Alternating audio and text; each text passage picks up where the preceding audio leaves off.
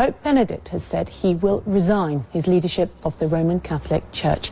Well, according to the Vatican, Pope Benedict will step down on February the 28th. The Pope says he is resigning in full freedom, but said he no longer had the strength to fulfill his duties and that he is fully aware of the gravity of the gesture.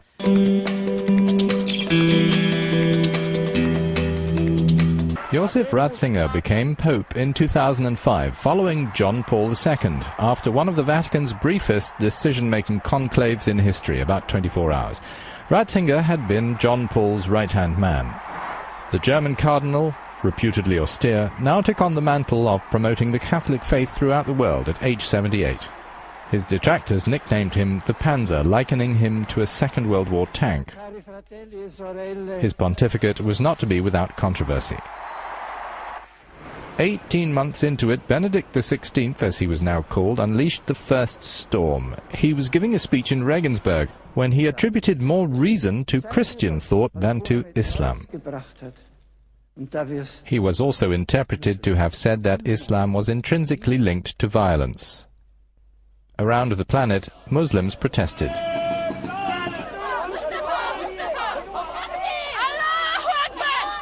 Benedict said he had been misunderstood, and the atmosphere was calmer when he visited Istanbul 3 months later, and at the side of an imam faced Mecca. When in January 2009 the Pope reinstated Richard Williamson and several other traditionalist bishops, his judgment was sorely questioned. He aimed to heal a schism within the Church, as Benedict's predecessor had excommunicated Williamson. Following the reinstatement, the British bishop, in an interview on Swedish television, denied the Holocaust. I believe there were no gas chambers, yes. Between 200,000 and 300,000 Jews perished in Nazi concentration camps, but not one of them by gassing in a gas chamber. Amid an international uproar, the Vatican said it had not been the Pope's intention to appear to condone a Holocaust denier, and Rome said an apology by the bishop did not restore Williamson fully into the Church. Benedict's papacy was also riven by the scandal of paedophile abuses by Catholic priests and their handling. Europe and the United States seethed with revelations that the Vatican protected the abusers. It surfaced that the Pope himself, while Archbishop of Munich, had allowed an admitted molester to continue church work with children. Benedict apologized to the victims and announced new sanctions. From the start of his pontificate, Benedict made it clear he was not out to win any popularity contests. For decades, he had argued against what he called relativism, a bending of church principles to accommodate modern society. For Benedict, the church had to stand fast, and if it meant losing Catholics who felt the church should liberalize, then so be it. If the church was smaller, he often said, at least it would be made up of true defenders of the faith.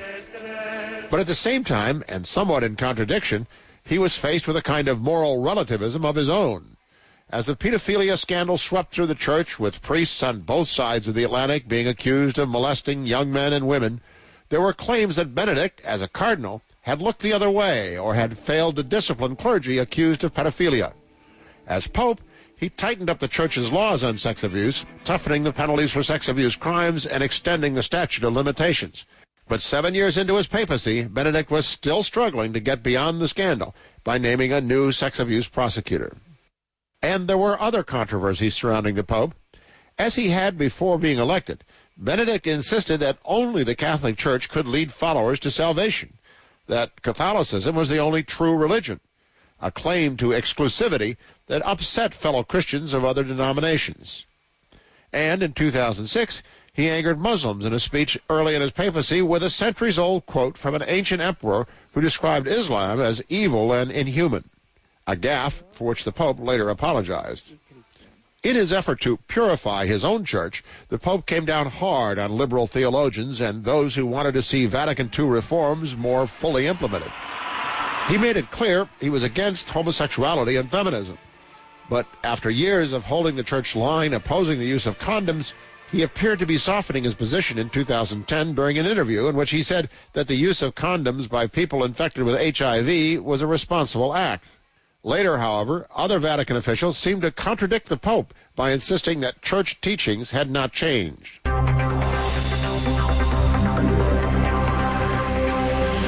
I understand, having just got off the phone to sources in the Vatican, that Pope Benedict decided that he would step aside after what was told to me a long period of reflection, mainly prayer. He decided that he could no longer go on. He no longer had the strength to go on. We must remember he is 85 years old, 86 years old. So age, obviously, quite an important part. We've seen him getting more and more frail as the years go by, and he has, as I say, decided to step aside. Now, I understand from Vatican sources that it will be from the 28th of February he will go into a period of retirement. So that's what it was put to me, literally as strongly as that. He will retire and then take a extended holiday is also a way that it was put to me, and he will go into a period of reflection and prayer.